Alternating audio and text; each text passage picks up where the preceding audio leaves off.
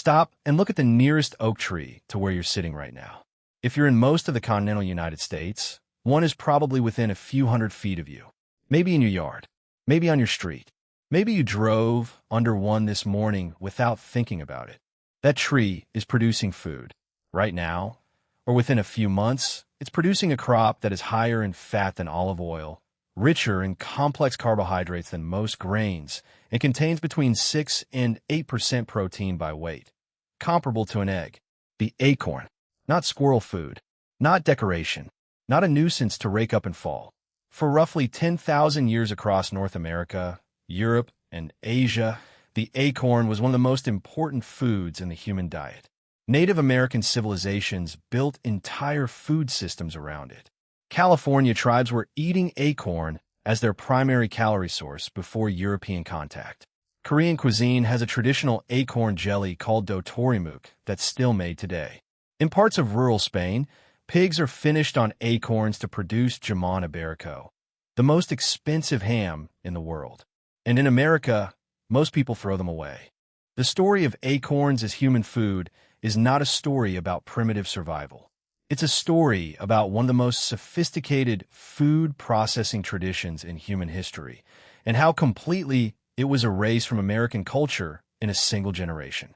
Archaeological evidence of acorn consumption goes back at least 10,000 years across the Northern Hemisphere. Oak forests covered enormous portions of Europe, Asia, and North America, and everywhere they grew, humans ate the nuts.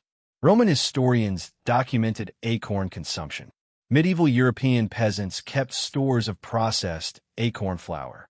In Japan, archaeologists have found acorn processing sites dating to the Jomon period, around 14,000 years ago. In North America, the evidence is even more striking. California Native American tribes, including the Miwok, the Pomo, the Chumash, and dozens of others, depended on acorns as their single most important calorie source. Historian Kent Lightfoot of UC Berkeley has documented that acorn harvest and processing was the agricultural backbone of California's indigenous food economy for thousands of years. These weren't people eating acorns because they had nothing else. They were cultivating specific oak groves, developing sophisticated processing techniques, and building food storage systems around acorns because the nut was genuinely excellent food. European settlers saw Native Americans processing acorns and largely dismissed the practice. They brought their own grain crops, wheat, rye, corn, and classified the acorn as animal fodder. Within 2 generations of widespread European settlement, the knowledge of acorn processing as human food had largely disappeared from mainstream American culture. That classification, acorn as squirrel food and pig feed, stuck. And it stuck for 300 years despite the fact that the acorn's nutritional profile puts most modern grains to shame. Let me give you the actual numbers, because this is where the instinct reversal happens most completely.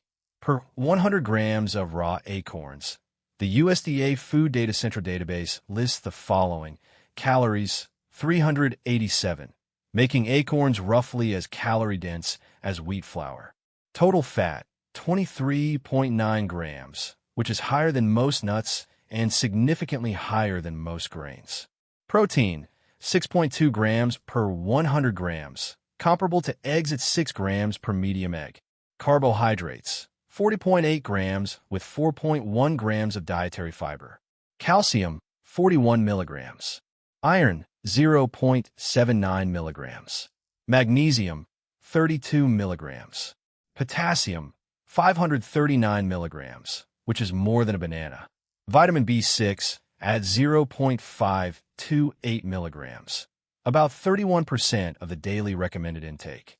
The fat profile is particularly interesting.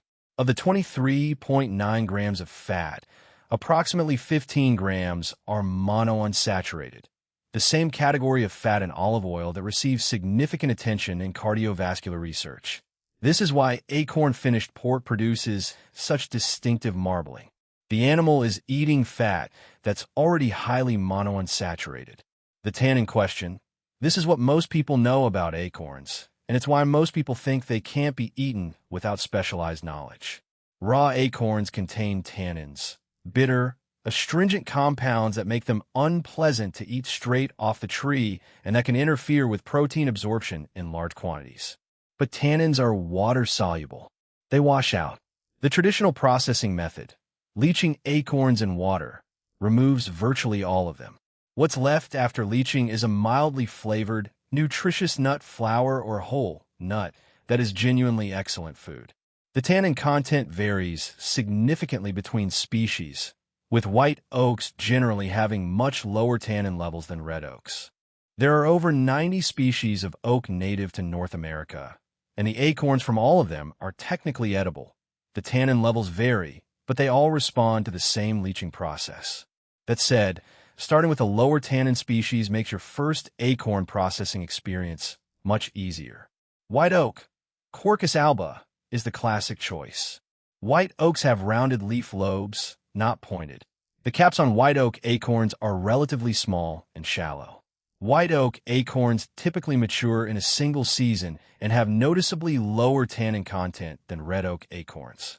If you taste a small piece of a raw white oak acorn and the bitterness is minimal to moderate, you can process it quickly with less leaching time. If you taste a raw red oak acorn, which has pointed leaf lobes and a deeper cap, the bitterness will be immediate and intense. Red oak acorns need more leaching, but they're not unusable. Harvest timing. Acorns ripen and fall in autumn, roughly September through November, depending on species and location.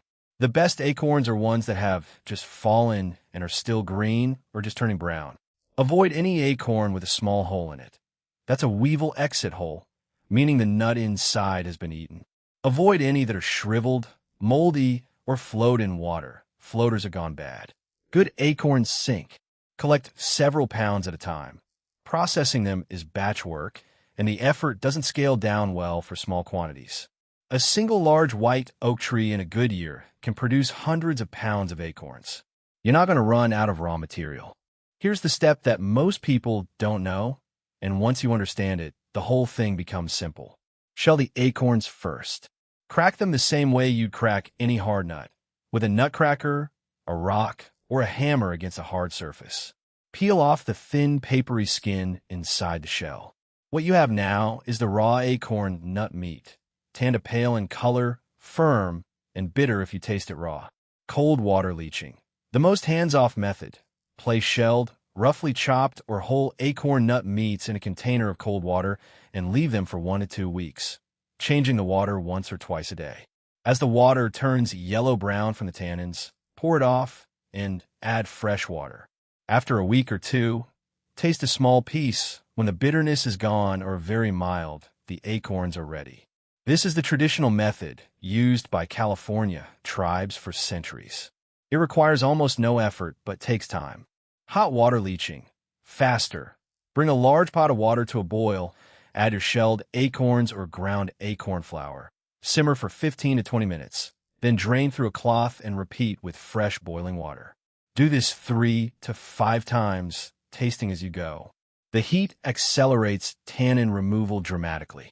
Most acorn flour is leachable in under 2 hours this way. The downside: boiling damages some of the starches and changes the gelling properties, which matters if you're trying to make the traditional acorn jelly. Once leached, acorn flour can be dried and stored or used immediately. It has a mild, nutty, slightly sweet flavor with a distinctive earthiness.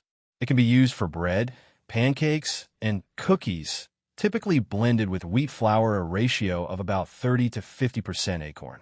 It's naturally gluten-free. The flavor is genuinely unusual and good. Whole leached acorns can be roasted and eaten like any roasted nut, or simmered into a porridge, or ground into the starchy paste that becomes dotorimuk, the Korean acorn jelly, which sets firm enough to slice and eat cold. Here's the reframe I want to leave you with, because this is where the video becomes practically useful. If you have an oak tree in your yard, on your street, or in a park you visit, you have a food-producing tree. An established white oak can live for several hundred years and produce a significant crop almost every year. A mature tree in a good mast year can drop hundreds of pounds of acorns in a few weeks. Every fall, those acorns get raked up and put in yard waste bags, or they get mulched, but they just decompose. The squirrels get some. The deer get some. The rest disappear.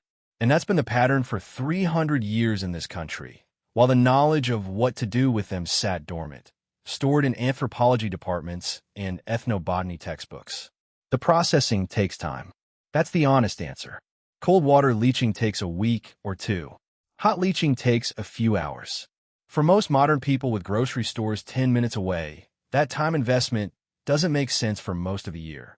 But for anyone building food resilience, for anyone interested in genuinely free local food production, for anyone who wants to eat the way their ancestors did before industrial agriculture changed everything, the oak tree is a starting point.